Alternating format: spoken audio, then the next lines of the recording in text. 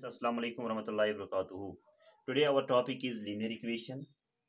आपने नाइन्थ में भी ये पढ़ा होगा, एक चैप्टर है नाइन्थ में ये मैथमेटिक्स में, लीनियर इक्वेशन। सिंपल डेफिनेशन की अगर हम बात करेंगे, एन इक्वेशन हैविंग डिग्री 1, जिस इक्वेशन की डिग्री 1 होगी that equation is called linear equation. और वी कैन से दैट यहाँ पे दो वेरिएबल्स हैं, an equation which is in the form of ax plus by plus c equals to 0, जो equation इस फॉर्म में होगी that equation is called linear equation. देखो मैंने कहा यहाँ पे अगर आप देखोगे जिस इक्वेशन की डिग्री 1 होगी, देखो अगर हम इस इक्वेशन की बात करेंगे, जो डिग्री है it is the highest power. Degree represents the highest power of an equation, यानी हाईएस्ट पावर। अगर हम इस वाली इक्वेशन की बात करेंगे, आप मुझे यहाँ पे कह सकते हो कि हाईएस्ट पावर क्या है। यहाँ पे इसका पावर मेंशन नहीं किया गया है, यहाँ पे भी पावर 1, यहाँ पे भी power 1। So the degree of this equation is 1, so we can call it a linear equation. मगर यहाँ पे अगर आप देखोगे, यहाँ पे दो वेरिएबल्स हैं, एक वेरिएबल यहाँ पे x इस्तेमाल हुआ है एंड जो second variable that is y। यानी जो ये इक्वेशन है, पहले आपने कहा ये लीनियर इक्वेशन है, आपने कहा सर इसकी डिग्री 1 है, तो आपने कहा ये लीनियर इक्वेशन है। उसके बाद आपने कहा कि यहाँ पे दो वेरिएबल्स ही, एक वेरिएबल x है और सेकंड वेरिएबल y है, और so we can say that equation is a linear equation but having two variables, so we can call it linear equation having two variables. और यू गेटिंग? इसके बाद जो वहां पे a है, a b और c, a b and c, वहां पे x और y आपको मालूम है वेरिएबल है। जो वहां पे a b और c है, this represents the constant terms, ये कांस्टेंट टर्म्स ही। और वी कैन से दैट यहाँ पे देखिए a b एंड c ये रिप्रेजेंट कांस्टेंट टर्म्स, यानी कोफिशिएंट, और वी कैन कोफिशिएंट्स भी आप इनको कह सकते हैं। x का कोफिशिएंट a यहाँ पे है, y का कोफिशिएंट b है, और लास्ट पे कांस्टेंट टर्म है। जो a b c है कांस्टेंट टर्म, और यहाँ पे इनका नाम आप ये भी कह सकते हो, this represents the real numbers, या हम इनको रियल नंबर्स के जरिए से रिप्रेजेंट कर सकते हैं। यानी गर्ज ये है कि जो लीनियर इक्वेशन इन वेरिएबल, जहाँ पे दो वेरिएबल्स हैं, we can write them in the form of ax plus by plus c equals to 0। देखो अब आपको यहाँ पे एक कंडीशन आपको याद रखनी है। अगर हमारे पास दो लीनियर इक्वेशंस हैं, जहाँ पे आप ये वेरीफाई करोगे a1 by a2 equals to b1 by b2 equals to c1 by c2। अगर हमारे पास a1 by a2 equals to b1 by b2 equals to c1 by c2, अब यहाँ पे क्वेश्चन अराइज होता है कि a1 by a2 क्या है, b1 by b2 क्या है, c1 by c2 क्या है। देखो अगर हम ये इक्वेशन यहाँ पे लेंगे ax plus by plus c equals to 0, जो यहाँ पे कोफिशिएंट ऑफ x है it is represented as a, coefficient of y it is represented by b, जो लास्ट पे c है it is represented as c। देखो इसका नाम हम कोफिशिएंट x का नाम हम a रखेंगे, इसका नाम b रखेंगे, इसका नाम c रखेंगे। इसी तरह से अगर हमारे पास फॉर एग्जांपल हम यहाँ पे इक्वेशन लेंगे 2x plus 3y minus 16 is equal to 0, 7x minus 5y minus 9 equals to 0। यहाँ पे देखो मैंने कहा coefficient of x is a, coefficient of y यहाँ पे जो है it is represented as b, और जो लास्ट पे माइनस 16 है इसको हम c से रिप्रेजेंट करते हैं। That means that here a equals to 2, here b equals to 3, here c equals to minus 16। देखो दो इक्वेशंस हैं, तो यहाँ पे भी a है, यहाँ पे भी b है, यहाँ पे भी c है। देखो अगर हम यहाँ पे a की बात करेंगे, here a equals to 7, here a equals to minus 5, here a equals to minus 9। देखो यहाँ पे भी a और यहाँ पे भी a, इसका नाम हम a1 रखेंगे, इसका नाम b1 रखेंगे, इसका नाम c1 रखेंगे। और सेम द केस हियर, इसका नाम a2 रखेंगे, इसका नाम b2 रखेंगे, इसका नाम c2 रखेंगे। इन्हीं दो इक्वेशंस को हम यहाँ पे कंसीडर करेंगे।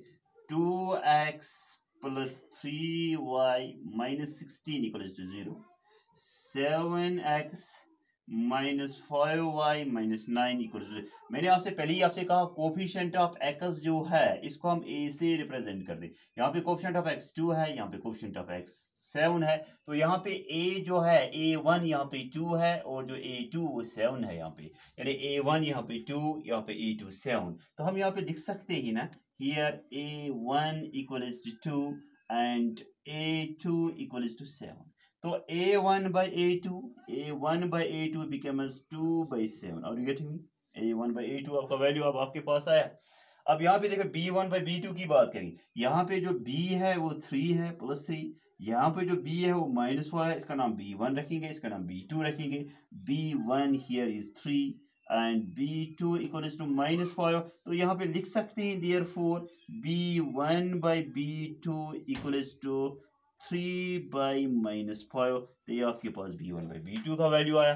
तो अगर हम यहाँ पे देखो c आपके पास -16 है, यहाँ पे देखिए c आपके पास -9 है, तो c1 आपके पास -16, c2 आपके पास -9, तो देयरफॉर हम कह सकते हैं c1/c2 इक्वल्स टू -16/9, यानी -9। गरज ये है कि मैंने आपसे कहा कि a1/a2, b1/b2, c1/c2 किस तरह से आप रिप्रेजेंट कर सकते हो। देखो मैंने आपसे कहा सिंपली अगर आपके पास दो इक्वेशंस होंगे, तो जिस तरीके से मैंने यहाँ पे दो इक्वेशंस लिए, तो coefficient of x it is represented as a, coefficient of y it is represented as b, और लास्ट पे जो कांस्टेंट टर्म है इसको c से रिप्रेजेंट करना है, यानी कोफिशिएंट ऑफ x को a से रिप्रेजेंट करना है, कोफिशिएंट ऑफ y को b से रिप्रेजेंट करना है, और लास्ट पे जो कांस्टेंट टर्म है इसको हमें c से रिप्रेजेंट करना है। तो मैंने यहाँ पे हमारे पास दो इक्वेशंस थे, इसका नाम मैंने a1 रखा, b1 and c1, a2 b2 c2। अब मैंने आपसे कहा कि जब a1/a2 equals to b1/b2 equals to c1/c2, आपको ये याद रखना है then these two equations are having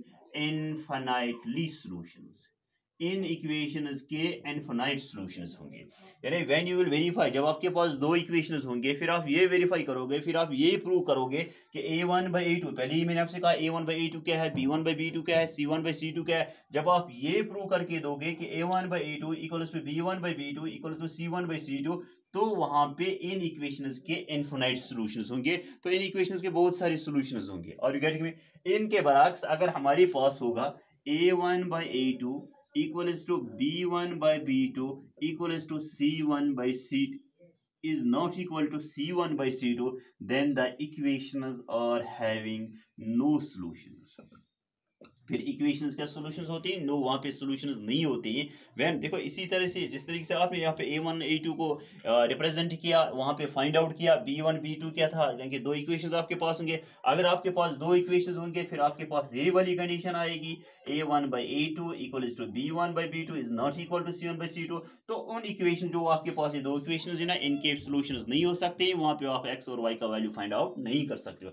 अगर इसके बरअक्स हमारे पास होगा a1/a2 is not equal to b1/b2 is not equal to c1/c2, then the equations are having unique solutions, then the equations are having, तो यहाँ पे इक्वेशंस के यूनिक सॉल्यूशंस होंगे, तो यहाँ पे आप x और y का वैल्यू फाइंड आउट कर सकते हो। देखो जब हम क्रॉस मल्टीप्लिकेशन फाइंड आउट करेंगे, तो क्रॉस मल्टीप्लिकेशन मेथड जब आपको करना होगा, तो वहां पे आप क्रॉस मल्टीप्लिकेशन मेथड ही, तभी आप क्रॉस मल्टीप्लिकेशन मेथड अप्लाई कर सकते हो जब आपके पास यूनिक सॉल्यूशंस होंगे। अगर हमारे पास नो सॉल्यूशंस होंगे तो क्रॉस मल्टीप्लिकेशन मेथड अप्लाई नहीं होगा। अगर हमारे पास इनफाइनाइट सॉल्यूशंस होंगे तो क्रॉस मल्टीप्लिकेशन मेथड सिर्फ वहां पे अप्लाई होगा जहां पे इक्वेशंस के यूनिक सॉल्यूशंस होंगे। अब आपको एक बात और याद रखनी है जो हम यहाँ, अगर a1/a2 is not equal to b1/b2 is not equal to c1/c2, अब आपने ये भी कहा कि इन इक्वेशंस के यूनिक सॉल्यूशंस होंगे, और जब आपने कहा कि इन इक्वेशंस की यूनिक सॉल्यूशन होंगे, देखो जब हम इनको ग्राफिकल रिप्रेजेंटेशन से प्रूव करेंगे, अगर जब हम इनको ग्राफिकली शो करेंगे, then two lines will intersect with each other, intersecting lines. यानी अब आप यहाँ पे क्वेश्चन अराइज होता है कि सर ये इंटरसेक्टिंग लाइन्स क्या है। देखो जब आपने ये प्रूव किया कि इक्वेशंस के यूनिक सॉल्यूशंस हैं, तो यूनिक सॉल्यूशन तब हो सकते हैं जब a1/a2 is not equal to b1/b2 is not equal to, देखो जब आप इनके वैल्यूज x और y के वैल्यूज दोगे, फिर जब आप इनको ग्राफ पेपर पे रिप्रेजेंट करोगे, जो आपके पास लाइन्स आएंगी ना, these lines will intersect with each other, ये लाइन्स एक दूसरे से इंटरसेक्ट करेंगे। इसके बराबर अगर a1/a2 equals to b1/b2 equals to c1/c2, जरा आप मुझे बोलिए जब इक्वेशंस के a1/a2 equals to b1/b2 equals to c1/c2 equations के क्या वैल्यू है, तो इक्वेशंस के इनफाइनाइट सॉल्यूशंस होती है, इनफाइनाइट सॉल्यूशंस होते हैं। देखो जब आप इन इक्वेशंस को, जब आपके इनके वैल्यूज को ग्राफ पेपर पे रिप्रेजेंट करोगे, तो ग्राफ पेपर पे these lines will coincident these lines are called coincident lines. देखो ये आपको एक्सरसाइज में करना है कि वहां पे हम इसी तरह से करेंगे। और लास्ट वन कंडीशन एक यहाँ पे है, अगर A1/A2 equals to B1/B2 is not equal to C1/C2, then the equations are having no solutions. Then the equations are, जब आप इनके solutions को ग्राफ पेपर पे रिप्रेजेंट करोगे, then two lines will be parallel to each other.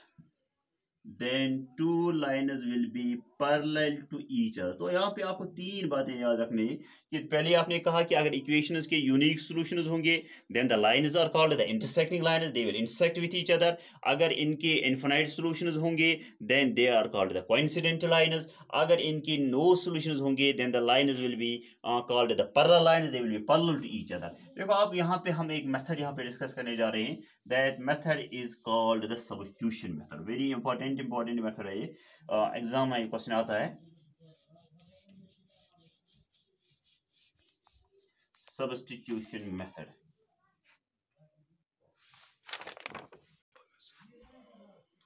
Let's see substitution method यहाँ पे discuss करेंगे। x + y = 14, x - y = 4। देखो हमारे पास दो इक्वेशंस हैं, x + y = 14, x - y = 4। देखो यहाँ पे भी आप चेक कर सकते हो, A1/A2 B1/B2। देखो यहाँ पे A1 इसका कांस्टेंट टर्म 1, यहाँ पे इसका कांस्टेंट टर्म 1, तो 14 यहाँ पे है। तो यहाँ पे A1 1 है, यहाँ पे B1 -1 है, तो C1 यहाँ C2 A2 यहाँ पे 1 है, B2 यहाँ पे -1 है, C2 यहाँ पे 4 है। तो A1/A2 1/1 बन जाएगा। तो यहाँ पे ये डिस्कस नहीं करना है। देखो यहाँ पे जो हमें मेथड यहाँ पे डिस्कस करना है, that method is called substitution method. Very important question है। देखो हमारे पास दो इक्वेशंस है, सिंपली आप एक काम करोगे, इसका नाम इक्वेशन फर्स्ट रखोगे, इसका नाम आप इक्वेशन सेकंड रखोगे। देखो जब भी आपको सब्स्टिट्यूशन मेथड करना होगा, सब्स्टिट्यूशन मेथड जब भी आपको सब्स्टिट्यूशन मेथड करना होगा, तो आपके पास दो इक्वेशंस है ना, दो इक्वेशंस को आपको जो फर्स्ट वहां पे हमें करना है, दो इक्वेशंस का नाम रखना है। तो आपने इसका इक्वेशन फर्स्ट नाम रखा, इसका जो दूसरी वाली इक्वेशन है इसका नाम सेकंड रखा। देखो अब आपकी मर्जी है, इन दो इक्वेशंस में से आप कौन सी इक्वेशन कंसीडर करोगे, यानी इट डिपेंड्स अपॉन यू, ये आप तक है कि आप कौन सी इक्वेशन कंसीडर करोगे। अब क्वेश्चन यहाँ पे राइज होता है कि कौन सी इक्वेशन हमें कंसीडर करनी चाहिए। देखो आपको वो इक्वेशन कंसीडर करनी चाहिए जो हमें सिंपलीफाई करना आसान होगा, यानी जिसके वैल्यूज छोटे होंगे। यानी गर्ज ये है कि आपके दो में से, दोनों इक्वेशन में से आप वो इक्वेशन कंसीडर करो जिसको आपको सिंपलीफाई करना आसान होगा। देखो यहाँ पे देखे तो यहाँ पे 14 है, यहाँ पे 4 है, तो ये वाली इक्वेशन हम लेंगे from equation second. From equation second, equation second क्या है, x - y = 4। अब यहाँ पे देखो लेफ्ट हैंड साइड में सब्ट्रैक्शन है, अगर हम यहाँ पे x को ट्रांसफर करेंगे तो आपको यहाँ पे एडिशन करना पड़ेगा, अगर यहाँ पे -y को ट्रांसफर करोगे तो वहाँ पे +y बन जाएगा, अगर हम -y को ट्रांसफर करेंगे तो यहाँ पे +y, that method is called the method of transportation. Then x = 4 + y, that is mark it equation third, that is not the real value of x, क्योंकि यहाँ पे भी वैल्यू y है, क्योंकि इसका वैल्यू हमारे पास नहीं है। देखो मैंने कहा कि दो इक्वेशंस आपके पास होंगे, दो इक्वेशन में से आपको सिर्फ एक इक्वेशन कंसीडर करनी है, तो वो इक्वेशन कंसीडर करो जो आपको सिंपलीफाई करना आसान होगा। तो आपने यहाँ पे सेकंड इक्वेशन ली, तो इसको सिंपलीफाई किया, x - y = 4, -y को आपने ट्रांसफर किया, इट बिकम्स +y। देखो अगर अब आपको यहाँ पे एक ख्याल रखना है, अगर आपने इक्वेशन फर्स्ट को कंसीडर किया है तो अब हम वैल्यू सब्स्टिट्यूट करेंगे इक्वेशन सेकंड में, अगर आपने इक्वेशन सेकंड को कंसीडर किया है तो आपको वैल्यू सब्स्टिट्यूट करना है इक्वेशन फर्स्ट में। जरा आप मुझे बोलिए कौन सी इक्वेशन हमने कंसीडर की, वही कंसीडर इक्वेशन सेकंड। अब इसका जो वैल्यू है, x का जो वैल्यू है, इसको हमें किस इक्वेशन में सब्स्टिट्यूट करना पड़ेगा, फर्स्ट में। अब यहाँ पे हम लिख भी सकते हैं, substitute the value of x in equation first. Equation first आपके पास x + y = 14, x + y = x के बजाय आपको 4 + y यूज करना है, तो 4 + y = फिर इसके बाद +y है ना, यहाँ पे x जो है x के बजाय 4 + y, फिर यहाँ पे +y, यहाँ पे हम लिख सकते हैं +y = 14, it becomes 4 + y and these are like terms, 1y + 1y becomes 2y + 2y = 14, +4 को ट्रांसफर, क्योंकि लेफ्ट हैंड साइड में एडिशन करना है, राइट हैंड साइड ट्रांसफर को तो सब्ट्रैक्ट करना पड़ेगा। 2y = 14 - 4, 2y is equal to 10, ये 2 यहाँ पे मल्टीपल है क्योंकि 2 और y के बीच में मल्टीप्लिकेशन की साइन है। अगर ये 2 यहाँ पे मल्टीपल है, जब राइट हैंड साइड ट्रांसफर करेंगे तो डिवाइड होगा। y is equal to 10/2, 2 1 is 2, 2 5 are 10। हमारे पास y का जो वैल्यू आया वो 5 आया। अब इसका वैल्यू हम सब्स्टिट्यूट करेंगे, या इस तरह भी आप लिख सकते हो, पुट भी लिख सकते हो, put the value of y in equation third. जो आपके पास इक्वेशन थर्ड है इसमें सब्स्टिट्यूट करेंगे। x is equal to 4 plus y, x is equal to 4 plus y, x is equal to 4 plus y का वैल्यू आपके पास 5 आया, x इज इक्वल टू 9। अब आपने यहाँ पे x और y का वैल्यू फाइंड आउट किया, मगर